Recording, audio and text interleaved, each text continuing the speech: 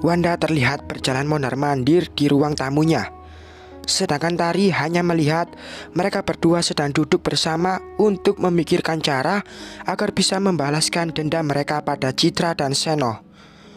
Wanda yang dari tadi tak pernah diam di tempat, tiba-tiba langsung berhenti dan tersenyum ke arah Tari. Tari pun terlihat bingung dengan sikap Wanda. Tapi Tari mulai menerka dalam hati kalau Wanda pasti sudah menemukan cara untuk balas dendam. Baiklah, karena semalam Citra begitu bahagia dan terus tersenyum penuh kemenangan serta sangat angkuh saat status Romi dan Rani dibongkar oleh Mas Seno, maka akan kubuat anak-anaknya juga menjadi anak angkat yang akan diasuh oleh orang lain, ucap Wanda berapi-api. Aku setuju. Kapan akan kita lakukan? Tari melihat Wanda. Sekarang juga. Karena kalau tidak salah, kemungkinan hari ini mereka akan keluar dari rumah sakit, jawab Wanda. Mereka berdua langsung bersiap-siap untuk menuju ke rumah sakit. Mereka sedikit mengubah tampilan mereka agar tak diketahui. Taksi yang membawa Wanda dan Tari berhenti tepat di depan pintu rumah sakit. Saat mereka keluar dari dalam mobil, mereka dapat melihat kalau Seno, Citra dan Mbok Jum sedang berjalan keluar. Wanda dan Tari langsung membayar taksi dan segera bersembunyi agar tidak dilihat oleh Seno dan yang lainnya. Gimana caranya kita ngambil bayi kembar itu? Tari melihat ke arah Wanda. Mama juga bingung, jawab Wanda. Kita lihat aja dulu. Kalau mereka lengah, kita ambil paksa dan kabur. Kalau nggak bisa ambil dua-duanya, kita ambil salah satunya saja. Wanda lanjut berkata setelah terdiam beberapa saat. Sedangkan Tari hanya mengangguk-anggukkan kepala tanda setuju. Mereka terus memperhatikan gerak-gerik Seno, Citra dan Mbok Jum dari jauh. Hingga Citra dan Mbok Jum sudah masuk ke dalam mobil dengan bayi kembar.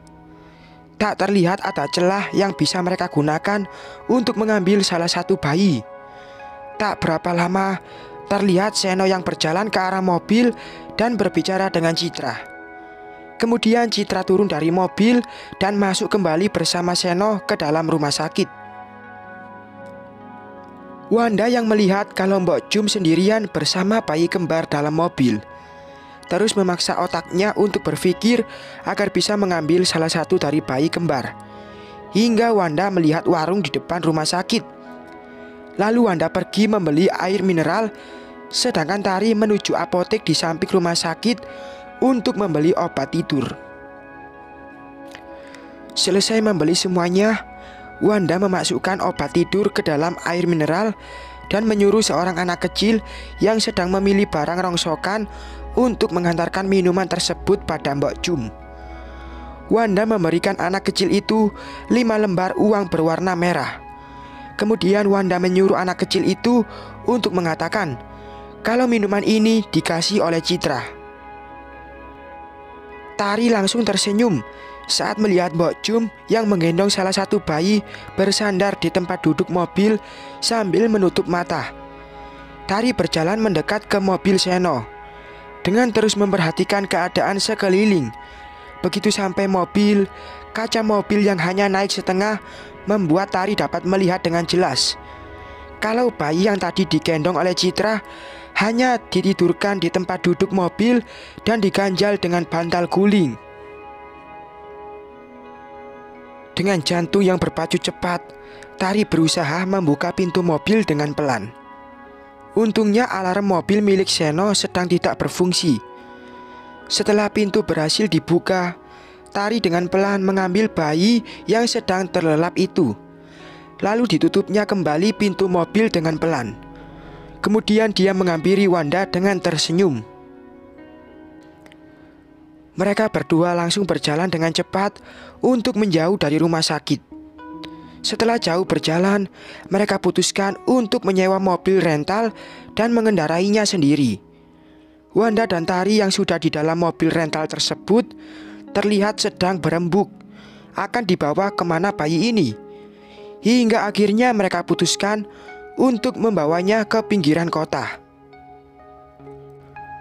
Wanda dan Tari yang sudah sampai di pinggiran kota menjalankan mobil dengan pelan sambil melihat tempat di sekitar mereka yang dirasa cocok untuk menaruh bayi tersebut.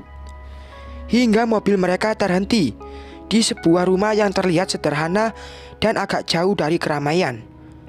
Wanda dan Tari yang melihat keadaan di sekitar mereka yang sepi, langsung menaruh bayi itu di depan pintu dan beranjak pergi. Sementara itu, Mbok Jum yang baru sadar dari pingsan kembali histeris saat mengingat bayinya yang berjenis kelamin lelaki itu telah hilang diculik orang. Mbok Jum terus meminta maaf atas kelalaiannya yang tidak bisa menjaga bayi tersebut karena Mbok Jum merasa sangat mengantuk setelah meminum air mineral yang dititipkan oleh Citra. Mendengar penjelasan Mbok Jum, Citra langsung menggelengkan kepalanya dan mengatakan kalau dirinya tak pernah menitipkan air mineral untuk diberikan pada Mbok Jum. Sesaat kemudian, Citra langsung menyadari kalau pasti semua ini sudah direncanakan dan di pikirannya langsung tertuju pada Wanda. Ya, siapa lagi kalau bukan Wanda pelakunya? Seno yang baru pulang dari kantor polisi untuk membuat laporan penculikan terlihat bingung karena melihat Citra dan Mbok Jum serta Bik Murni yang sedang menggendong bayi perempuan mereka sudah terlihat rapi dan sedang berdiri di teras. Belum sempat Seno turun dari mobil, Citra yang masih merasakan kesakitan di bagian operasi berjalan dengan pelan menuju mobil diikuti oleh Mbok Jum dan Bik Murni. Melihat raut kebingungan di wajah Seno, Citra langsung menjelaskan semuanya dan meminta Seno untuk mengantarkannya ke rumah Wanda. Seno yang terlihat geram langsung melajukan mobilnya dengan kecepatan tinggi. Mobil rental yang disewa oleh Wanda dan Tari memasuki halaman rumah mereka. Wanda dan Tari begitu terkejut saat melihat Seno, Citra, Mbok Jum dan Bik Murni yang duduk di teras, ditemani oleh Romi. Wanda mengingatkan Tari agar tidak gugup dan harus berusaha untuk terlihat biasa-biasa saja, serta jangan dulu memberitahukan pada Romi. Tari pun menganggukkan kepala dan mengarahkan jempolnya ke arah Wanda. "Cepat katakan, di mana bayi aku?" Citra langsung berteriak ke arah Wanda dan Tari begitu mereka keluar dari mobil. "Maksud kamu apa?" Wanda berjalan ke arah mereka. "Jangan pura-pura bodoh. Di mana kamu sembunyikan bayiku?" Citra menangis pilu. "Ada apa ini, Mas? Kenapa mereka datang ke sini dan menanyakan anaknya pada kita?" Tari melihat ke arah Romi. "Cepat katakan di mana kamu sembunyikan bayiku, atau aku akan..." Seno mencekik Wanda dengan kuat sehingga wajah Wanda terlihat memerah. Romi langsung berlari ke arah Seno dan mendorongnya dengan kuat hingga Seno bergeser beberapa langkah ke belakang. Setelah itu Romi langsung memeluk Wanda dengan erat dan menenangkannya. Romi yang melihat kalau Wanda sudah mulai tenang langsung membawa Wanda ke dalam. Tak lupa juga Romi mengajak Tari. "Apa kalian yang sudah menculik anak Papa dan Citra?" Romi terlihat serius. "Ya, nggak mungkin dong. Ngapain juga kita culik anak orang?" Tari menjawab dengan ketus. "Lalu kalian dari mana? Terus itu mobil siapa?" "Kami pergi jalan-jalan ke pantai karena Mama pusing di rumah dan itu mobil rental yang kami sewa," jawab Wanda. Citra yang dari tadi menguping langsung berteriak dan mengatakan kalau mereka berbohong. Seno langsung mendekati Citra dan berusaha menenangkannya karena Citra seperti hilang kendali. Citra menolak Seno agar menjauh darinya. Lalu Citra berjalan ke arah Wanda dengan pelan sambil memegang bekas operasinya. Begitu sampai di depan Wanda, Tanpa diduga, Citra langsung berlutut sambil memeluk kaki Wanda dan memohon agar Wanda memberitahukan di mana bayinya berada. Tapi Wanda tetap diam dan tak melihat sedikit pun ke arah Citra. Aku akan memberikan 50% dari harta Mas Seno pada kalian, asal kalian mau memberitahukan di mana bayiku berada. Citra yang dibantu Seno berusaha untuk bangkit berdiri. Baiklah, aku akan memberikan semua harta Mas Seno pada kalian. Tapi tolong katakan, di mana bayiku kalian sembunyikan? Lanjut Citra saat melihat Wanda dan Tari hanya diam. Aku bilang pada kamu ya, aku tidak tahu. Jadi tolong pergi dari sini sekarang juga. Wanda membentak Citra. Ayo kita pulang. Percuma di sini dan memaksa mereka karena mereka pasti akan tetap diam. Kita pulang dan tunggu saja informasi dari pihak kepolisian. Seno memegang tangan Citra, lalu mereka berjalan keluar. Wanda dan Tari langsung saling tatap saat mendengar ucapan Seno. Mereka tak mengira kalau Seno akan melaporkan kasus ini ke kepolisian.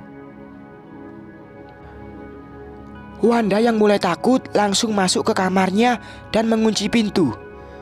Setelah berpikir beberapa saat, Wanda membuka pintu dan memanggil Tari.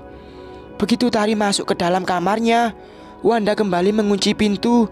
Kemudian dengan berbisik, Wanda langsung meminta Tari untuk tetap diam dan tak mengatakan apapun jika polisi berhasil memecahkan kasus ini. Biarlah semuanya ditanggung oleh Wanda sendiri, karena Wanda sudah menyiapkan rencana lain. Selesai berbicara dengan Tari, Wanda pergi ke kamar Rani untuk melihat keadaannya. Wanda yang melihat Rani seperti orang linglung langsung memeluknya dan menangis, seraya mengucapkan kata maaf. Setelah itu, Wanda menemui Romi di teras dan meminta Romi untuk tetap menjaga Rani, apapun yang terjadi, walau mereka tak ada hubungan darah. Romi tersenyum ke arah Wanda dan meyakinkan Wanda kalau Romi akan tetap menjaga Rani dan juga dirinya. Jadi jangan khawatir akan hal itu. Wanda kembali ke kamar dan menangis terseduh. Dipandanginya foto keluarga mereka yang ada di HP-nya. Kalian harus tetap saling sayang dan saling jaga. Ingat, Mama sangat menyayangi kalian walaupun kalian tidak terlahir dari rahim Mama. Maafkan semua kesalahan yang pernah Mama perbuat. Tetaplah menjadi anak-anak yang kuat walaupun tanpa Mama dan Papa. Wanda menyimpan tulisannya ini di bawah lipatan pakaiannya dalam lemari. Wanda mengambil HP-nya dan menghubungi seseorang yang dikenalnya. Wanda meminta untuk mencarikan racun baginya. Wanda berjanji akan membayar dengan mahal jika dia bisa mendapatkan racun itu hari ini juga. Jika aku harus masuk penjara, lebih baik kita berdua pergi bersama untuk menyusul ibumu dan juga ibuku, gumam Wanda saat selesai menelpon. Ya, Wanda berencana meracuni Seno dan juga dirinya agar semua permasalahan ini segera berakhir. Bersambung.